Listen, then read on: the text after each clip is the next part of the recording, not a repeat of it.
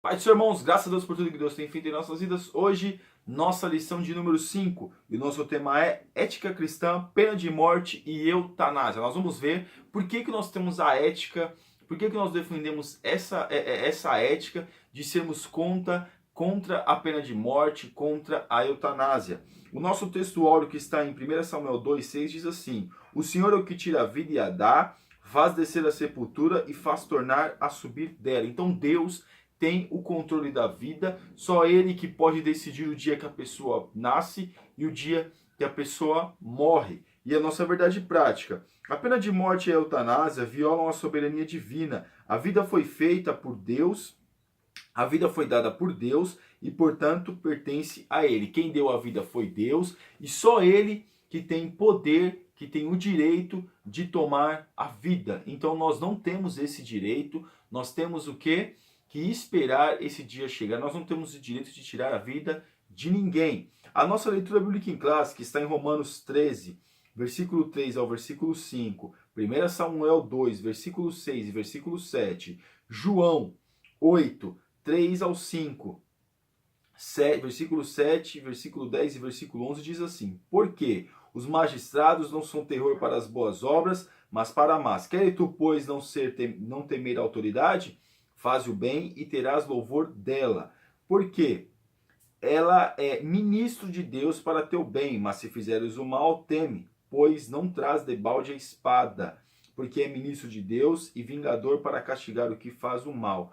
Portanto, é necessário que lhe estejais sujeitos, não somente pelo castigo, mas também pela consciência. Então nós vemos aqui que os magistrados são os doutores da lei, são as pessoas que regem as leis. Nós vemos aqui que o Paulo, escrevendo aos Romanos, ele está dizendo, olha, como quem diz, né? Tudo que a gente vai fazer, há alguma coisa que nós vamos dizer assim, dependendo do que a gente cometer, há um preço a pagar. Porque ele diz assim, porque ela é ministra de Deus. Mas se fizeres o mal, teme, pois não traz debalde a espada, porque é ministro de Deus e vingador para castigar o que faz o mal. Então, quem faz o mal, tudo aquilo que a gente faz, meus irmãos, nós vamos assim, tudo aquilo que a gente planta, a gente colhe. E quando ele fala em 1 Samuel 2,6, o Senhor é o que tira a vida e a dá, descer as sepulturas e faz tornar a subir dela. É o nosso texto áureo. O Senhor empobrece, enriquece, abaixa e também exalta. Quem dá, quem tira, quem faz, quem opera, quem dá vitória, quem garante, quem nos leva e quem nos traz é Deus. Nós não temos o direito, como que eu disse, de levar e trazer a questão da vida. Nós não temos o direito de tirar a vida de ninguém. E João capítulo 8, versículo 3 diz assim: Os escribas e fariseus trouxeram-lhe uma mulher apanhada em adultério. Esse versículo aqui está dizendo aquela parte onde o Moisés diz que pode apedrejar. Jesus fala, olha, se alguém tiver acima da lei, pode fazer. Ou seja, tiver acima, não tiver pecado, pode apedrejar. Então todos estão na mesma condição. A mulher adúltera estava na mesma condição do que aqueles outros homens, porque Jesus a coloca na mesma condição. Então, nós vemos aqui Jesus, o próprio Deus Todo-Poderoso, falando àqueles homens que quem eram eles para poder tomar fazer tamanha coisa, ou tomar a decisão. Ah, mas Moisés fazia isso lá, mas Deus, agora Jesus estava constituindo a graça. Nós estamos agora no período da graça. A nossa introdução. A vida humana é o ponto de partida para os demais direitos das pessoas. Se o direito à vida não estiver assegurado, torna-se impossível a existência dos outros valores. Então, nós vemos aqui que as pessoas têm o direito de viver, que as pessoas têm o direito de lutar pela vida, que as pessoas têm o direito de ter esperança, mesmo que for até o último momento, ela tem o direito de ter esperança. As pessoas não podem perder a esperança, a pessoa tem um direito de se arrepender, a pessoa tem um direito de procurar ter uma nova vida, ter uma nova história na sua trajetória nessa terra. Então todos nós temos esse direito.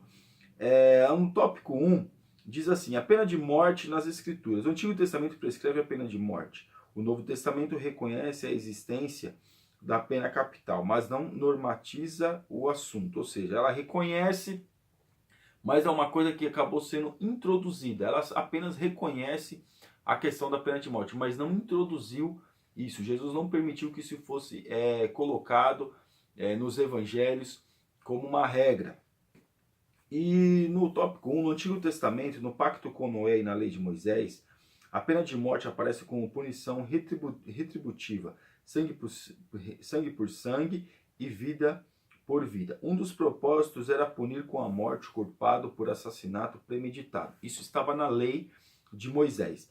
Essa prescrição não contraria o sexto mandamento, pois o verbo hebraico hatzar, presente a expressão não matará, significa não assassinar, isto é, proíbe efetivamente o homicídio doloso ou qualificado. Quando eles cometiam, apedrejavam as pessoas, apedrejavam, tinham essa pena de apedrejamento por adultério no Antigo Testamento, era para que pudesse extirpar o mal de Israel. Claro, meus irmãos, Deus tem os seus propósitos, Deus tem a sua vontade para que possa acontecer na vida do homem, mas Deus, ele testa o homem e viu que o homem muitas das vezes não faz isso para que o mal possa sair, não, faz para que possa punir o outro, porque ele mesmo não quer se arrepender.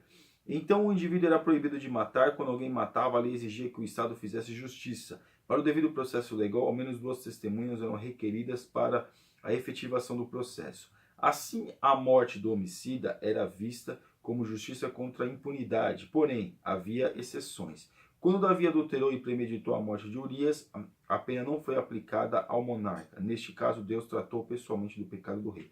Então, não que Deus favoreceu Davi, não, mas Deus tratou com Davi quando ele matou Urias, um inocente. Então, Deus, ele tratou com Davi.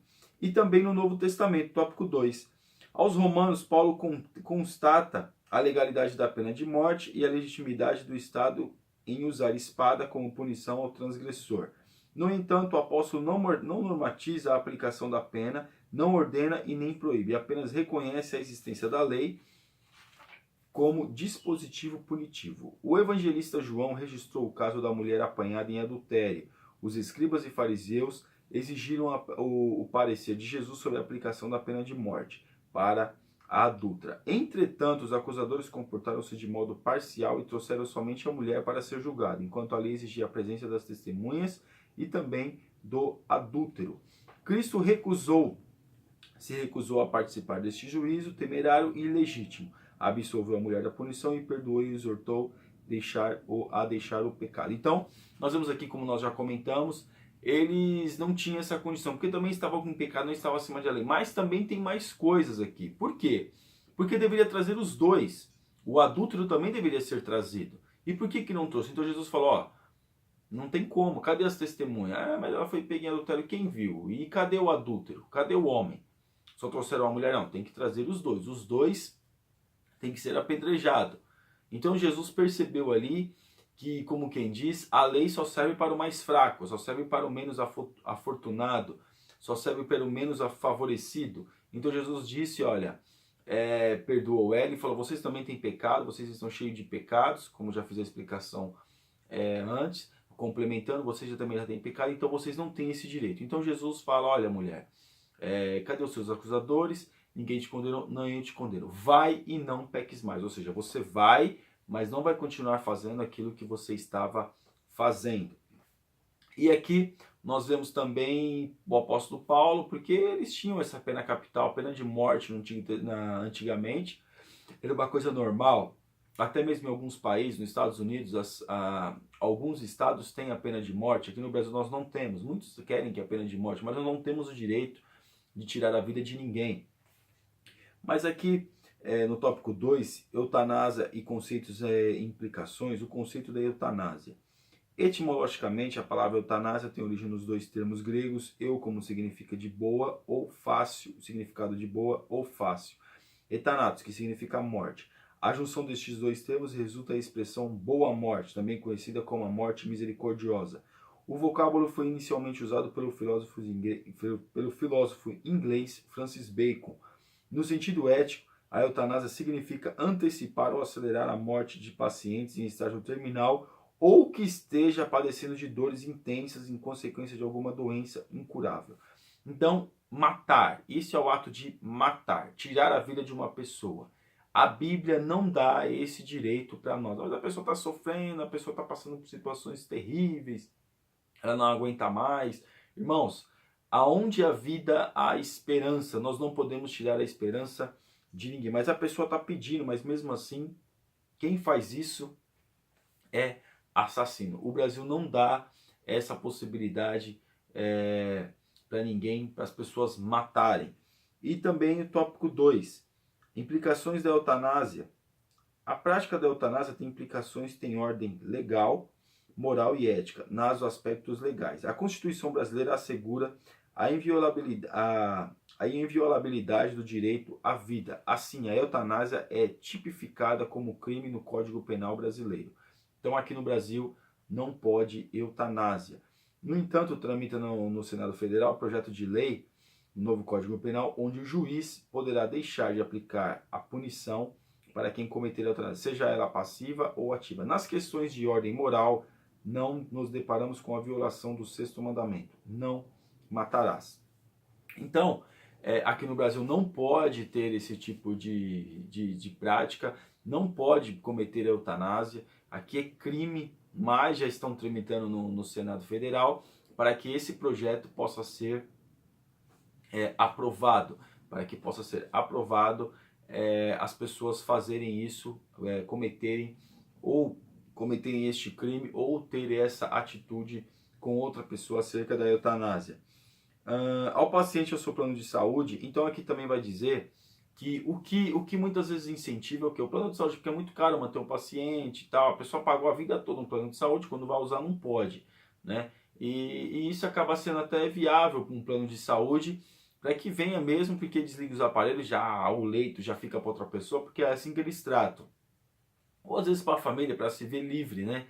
Mas, no entanto, todos têm o direito à vida, todos têm o direito de lutar pela vida. O tópico 3, a vida humana pertence a Deus, a fonte originária da vida. A Bíblia ensina que Deus trouxe o universo à existência e que Ele próprio sustenta todas as coisas. Deus nos criou, não criou somente a matéria, mas criou também toda a espécie de seres vivos, bem como o ser humano. A humanidade, meus irmãos, aqui como vai dizer, também é uma obra-prima de Deus. Quem criou a humanidade é Deus. Quem tem controle sobre a humanidade é Deus. Quem pode fazer, dizer que vai matar ou vai deixar vivo é Deus. Eu até conheço um rapaz aí, né? Ele na verdade me conhece desde de bebê, tem mais de 60 anos, e conversando com ele, ele disse que o irmão dele veio falecer esses dias. O irmão dele tinha atrofia nos membros, eu não lembro agora qual seria exatamente a doença do irmão dele, porém, a família cuidou desse irmão até mais de 40 anos, mais de 40, quase 50 anos, esse irmão foi cuidado. Os médicos sempre falaram que não era reversível o quadro dele, ele só ia vir a piorar, porque eu acho que, se eu não me engano, os membros atrofiam, e ele não ia conseguir. Até o irmão dele mais velho, que esse rapaz estava na casa do irmão mais velho, estava lutando até para que ele pudesse ter uma condição melhor. O filho, o sobrinho desse rapaz que morreu, que tinha esse problema, o filho do irmão mais velho do meu amigo não, né? A pessoa é bem mais velha do que eu, meu amigo. Ele disse que o filho dele se especializou tanto nessa área de cuidar de pacientes que até é um diretor de um grande centro aí, onde as pessoas de reabilitação para pessoas que têm esse tipo de problema. Então nós vemos, irmãos, esse sobrinho sentiu muito a morte do tio, né? E até quis que ele pudesse ser colocado arrumar um cemitério que fosse mesmo um cemitério muito bom. Falou com algumas pessoas e ele conseguiu. Então nós vemos aqui a luta de uma pessoa que não é crente pela vida da outra. Eles não são crentes, mas eles lutaram até o fim pela vida do sobrinho, lutando pela vida do tio, e o irmão lutando pela vida do irmão. Uma história que vale a pena para nós crentes refletirmos. O caráter sagrado da vida. A vida humana é sagrada porque a sua origem é divina. Então, Deus criou a vida. Deus deu a vida para o homem. O homem não pode tirar a sua própria vida e também não pode tirar a vida dos outros. Achar que a pessoa está sofrendo, acha que vai tirar o direito, vai, vamos dizer assim, diminuir o sofrimento da outra pessoa. Saiba que isso é crime aqui na nossa lei, por enquanto na nossa lei, no nosso país, e mais com Deus não muda. Se aqui eles liberarem a eutanásia, para Deus vai continuar sendo crime. Se a vida é sagrada por ocasião da concepção, logo não poderá deixar de sê-la em seu derradeiro dia. Buscar a morte como alívio para o sofrimento é decisão condenada nas Escrituras. Jó, por exemplo, embora sofrendo dores terríveis, reconheceu o caráter sagrado da vida e não aceitou a sugestão de sua esposa em amaldiçoar a Deus e morrer. Então nós vemos aqui um grande exemplo, foi Jó. Jó ficou em estado deplorável, porém nós vemos que ele lutou pela vida. Mesmo que a esposa dele tinha dito, olha, amaldiçoa Deus e morre. A única opção que você tem é essa. A pessoa tem o direito de lutar pela vida até o fim. Jó lutou com a esperança, claro, tudo é promissão de Deus, mas quem sabia? Jó sabia que aquilo tudo era o inimigo falando com ele. Nós sabemos porque está escrito, mas Jó não sabia. Jó não sabia. Perguntou para Deus por que Deus não respondeu para ele. Nós sabemos porque está escrito para nós. E também agora a nossa conclusão. A vida humana, sua sacralidade e dignidade tem origem em Deus. Atentar contra esse dom divino é colocar-se contra a soberania de Deus. O autor da vida, o poder absoluto sobre a vida e a morte, pertence a Deus. A atual ideologia que propaga o direito do homem em exterminar a própria vida ou a do outro viola o propósito divino. Não temos o direito de fazer, é claro, meus irmãos, a gente vê esses camaradas horrendos aí praticando os crimes terríveis e fala, tem que morrer, tem que morrer.